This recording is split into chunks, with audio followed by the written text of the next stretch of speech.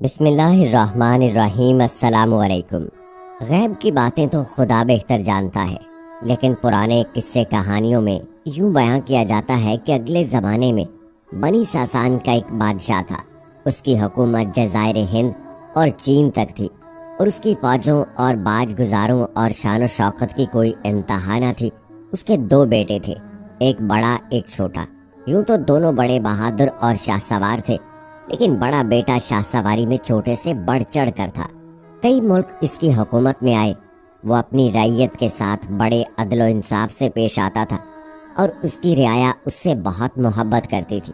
اس بادشاہ کا نام شہریار تھا، چھوٹے بھائی کا نام شاہ زمان تھا، اور اس کا ملک سمرقند تھا۔ 20 سال تک دونوں بادشاہ اپنے اپنے ملکوں پر نہایت خوشی و خرمی کے ساتھ عادلانہ حکومت کرتے رہے۔ اسی زمانے میں بڑے بھائی کو اپنے چھوٹے بھائی کے دیکھنے کا اشتیاق پیدا ہوا۔ اس نے اپنے وزیر کو حکم دیا کہ وہ جائے اور اس کے چھوٹے بھائی کو اپنے ساتھ لے آئے۔ وزیر نے اس کے حکم کی تعمیل کی اور روانہ ہو گیا، اور صحیح و سلامت پہنچ گیا، اور چھوٹے بھائی کے پاس باریاب ہو کر اسے بادشاہ کا سلام پہنچایا اور عرض کی کہ آپ کے بھائی کا آپ سے ملنے کو دل چاہتا ہے، اور انہوں نے درخواست کی ہے کہ آپ ان سے ملنے کے لیے تشریف لے چلیں۔ بادشاہ نے اسے بصر و چشم منظور کیا اور سفر کی تیاری کرنے لگا، اور خیمے اور اونٹ اور خچر اور خدمتگار اور مددگار سفر کے لیے تیار ہو گئے۔ اس نے اپنے وزیر کو اپنا قائم مقام بنایا اور اپنے بھائی سے ملنے کے لیے نکل کھڑا ہوا۔ آدھی رات کے وقت اسے یاد آیا کہ وہ ایک چیز محل میں بھول آیا ہے، اور پلٹ پڑا۔ جب وہ اپنے محل میں داخل ہوا تو کیا دیکھتا ہے کہ اس کے بچھونے میں اس کی بیوی ایک حبشی غلام کے لیے پڑی ہے۔ یہ دیکھتے ہی اس کی آنکھوں کے آگے اندھیرا چھا گیا، اور وہ اپنے دل میں کہنے لگا کہ ابھی تو میں شہر سے نکلا بھی نہیں، اور یہاں ایسا واقعہ پیش آیا۔ اگر میں اپنے بھائی کے ساتھ ایک مدت تک رہا تو خدا جانے یہ حرام زادی کیا کچھ نہ کر گزرے۔ یہ کہہ کر اس نے اپنی تلوار کھینچی اور دونوں کو اسی بچھونے پر قتل کر ڈالا، اور فوراً وہاں سے چل دیا اور کوچ کا حکم دے دیا۔ الغرض وہ اپنے بھائی کی دارالسلطنت پہنچ گیا، اور شہر میں داخل ہونے سے پہلے اس نے اپنے آنے کی خبر بھائی کو بھیجی۔ بھائی اس کے خیر مقدم کے لیے آیا اور اس سے ملا اور صاحب سلامت کی، اور بہت خوش ہوا، اور سارے شہر میں چراغاں کرایا۔ اب دونوں بیٹھ کر خوشی خوشی ایک دوسرے سے بات چیت کرنے لگے۔ اس وقت شاہ زمان بادشاہ کو اپنی بیوی کا واقعہ یاد آیا، اور وہ دل ہی دل میں کڑنے اور بے چین ہونے لگا، اور اس کا چہرہ فق ہو گیا اور جسم مزمحل۔ جب بھائی نے اس کی یہ حالت دیکھی تو اس کو خیال ہوا کہ ہو نہ ہو میرے بھائی کو اپنے ملک چھوٹنے کا قلق ہے، اس لیے اس کے متعلق اور باتیں نہ کی۔ کچھ دن کے بعد اس نے اپنے بھائی سے کہا کہ بھائی میں دیکھتا ہوں کہ تم روز بروز کمزور ہوتے چلے جاتے ہو، اور تمہارے چہرے کا رنگ اڑتا جاتا ہے۔ اس نے جواب دیا کہ بھائی، میرے دل کے اندر ایک زخم ہے، مگر اپنی بیوی کا واقعہ اس نے بیان نہیں کیا۔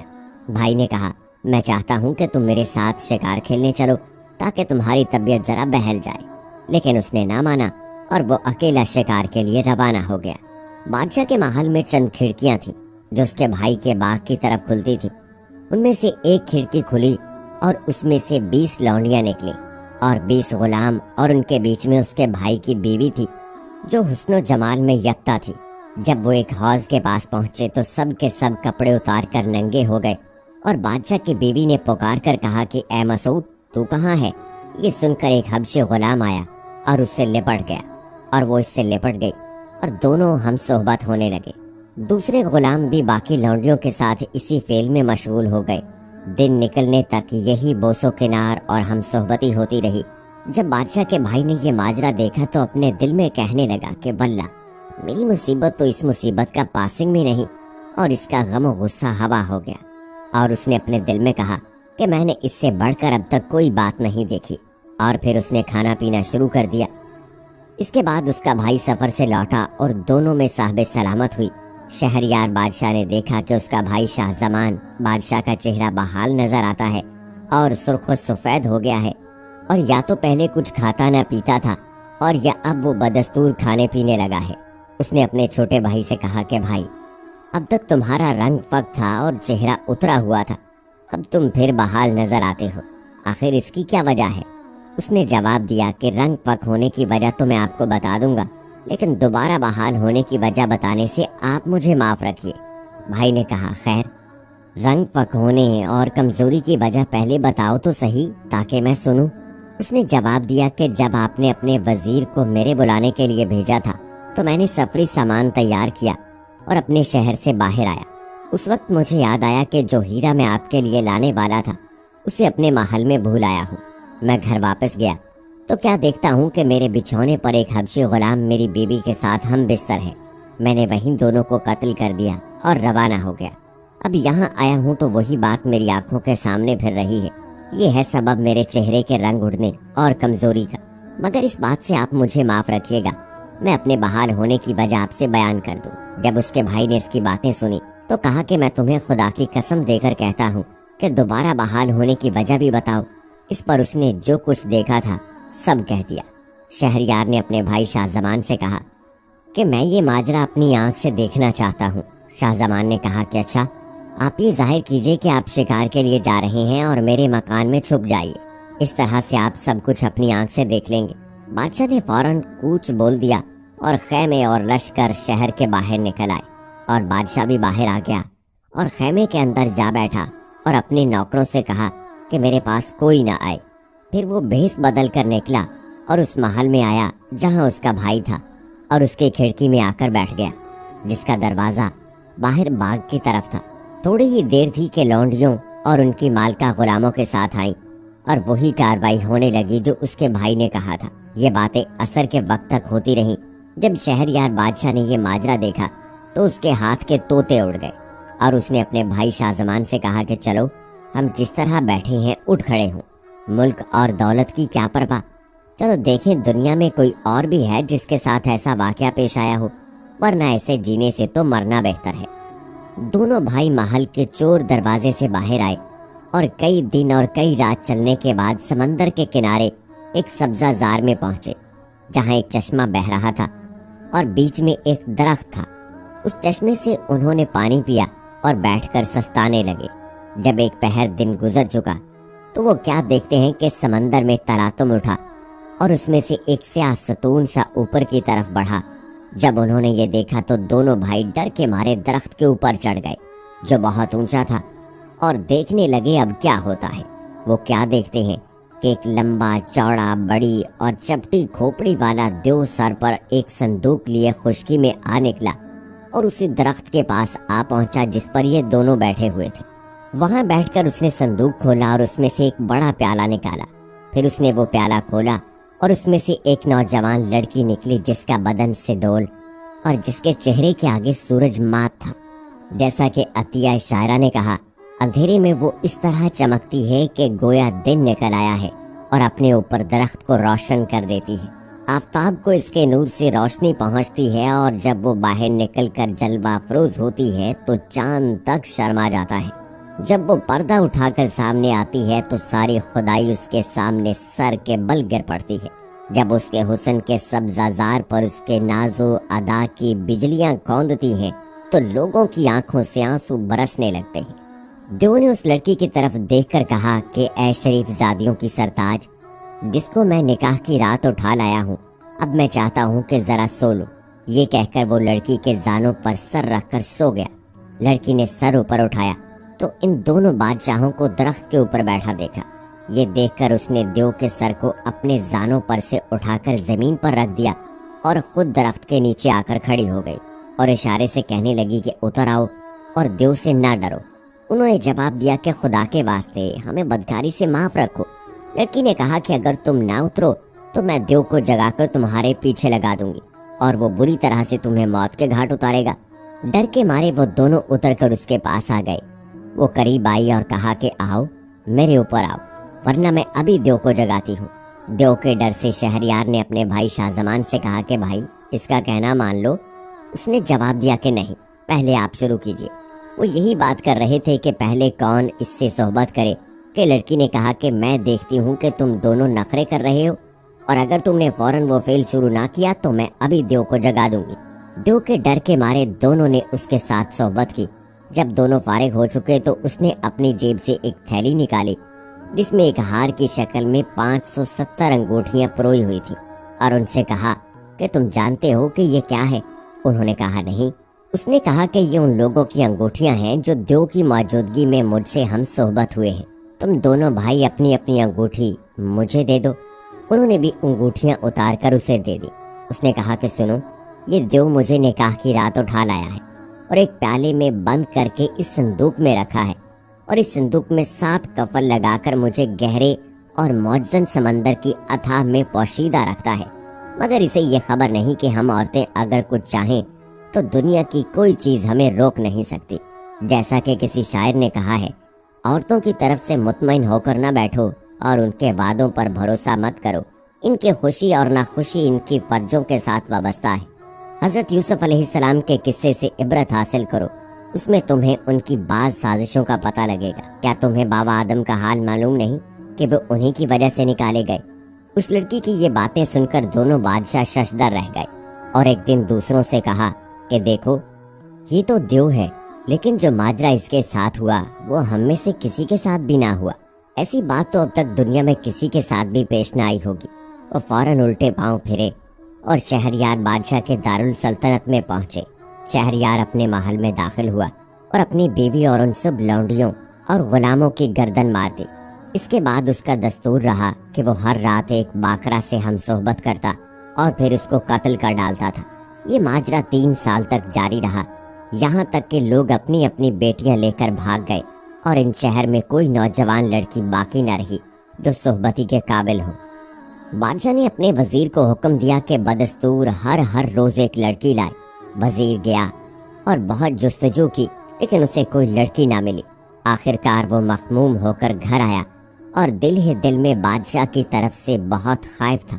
اس وزیر کی 2 لڑکیاں تھیں، بڑی کا نام شہرزاد تھا اور چھوٹی کا نام دنیا زاد۔ بڑی نے تاریخ اور پرانے بادشاہوں کے حالات اور گزشتہ قوموں کے واقعات کے متعلق بہت سی کتابیں پڑھی تھی۔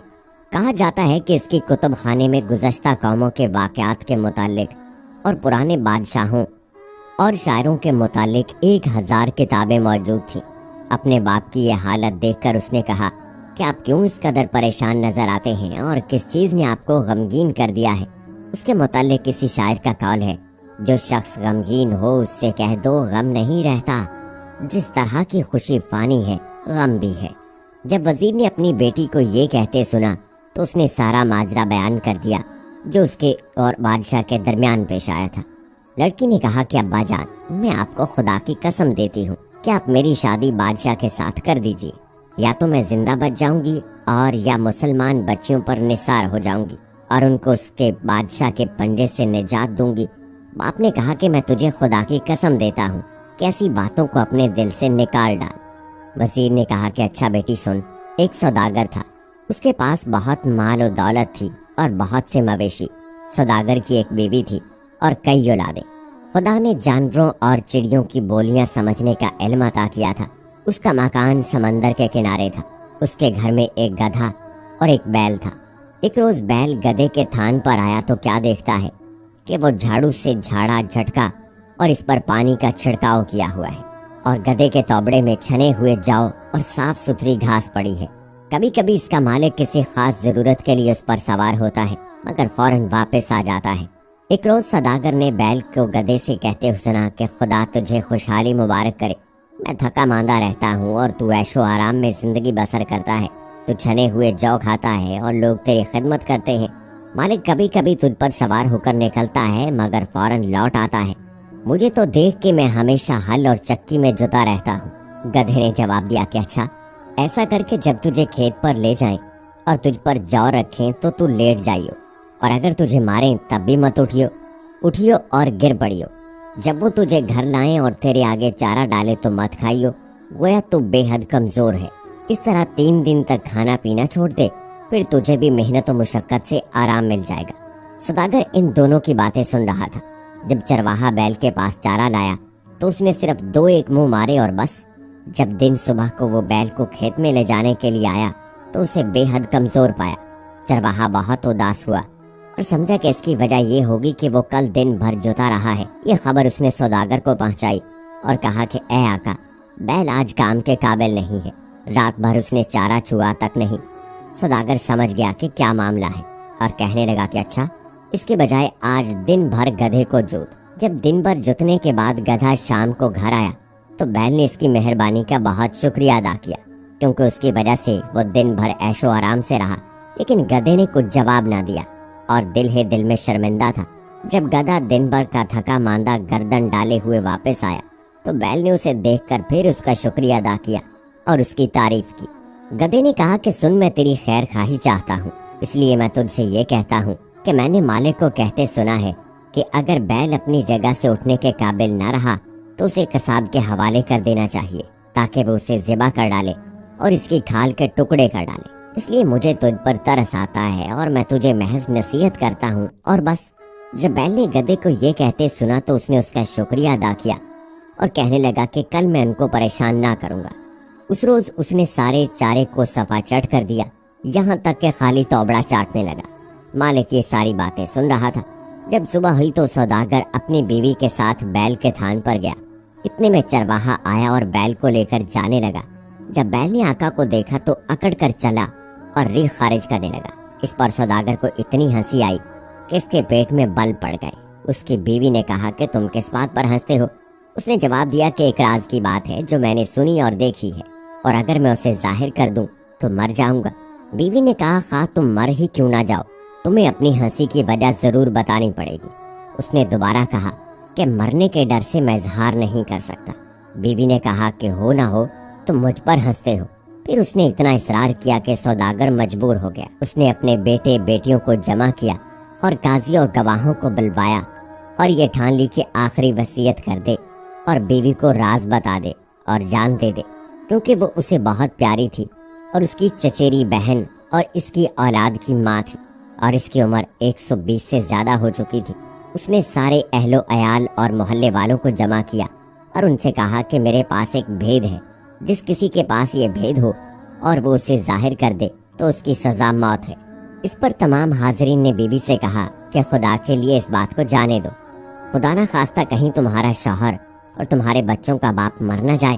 بیوی نے کہا کہ اسے اپنا بھید بتانا پڑے گا، خواہ وہ مر ہی کیوں نہ جائے۔ یہ سن کر وہ سب خاموش ہو گئے۔